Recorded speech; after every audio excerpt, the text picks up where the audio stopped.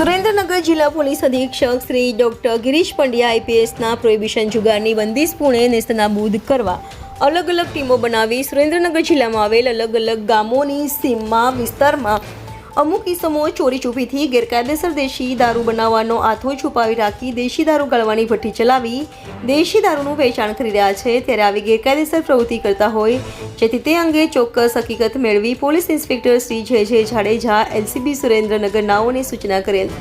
જે અન્વયે એલસીબી સુરેન્દ્રનગરના police inspector Shri J Jadeja તથા police sub inspector Shri J Y Pathar તથા પેરોલ ફ્લો સ્કોડના police sub inspector Shri R H. ઝાલાનાઓએ એલસીબી તથા પેરોલ ફ્લો સ્કોડના પોલીસ સ્ટાફની અલગ અલગ ટીમો બનાવી ચોક્કસ હકીકત મેળવી પ્રોહિબિશનની પરિમલક્ષી કામગીરી કરવા સૂચના માર્ગદર્શન કરેલ।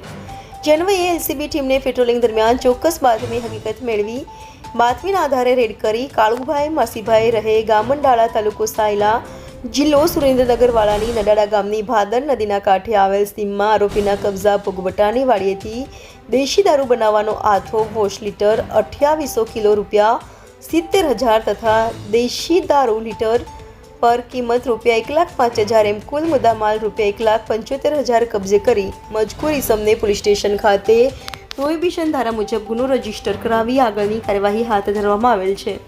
Reporter Kalpesh Padher, India 24 news, Surendranagar.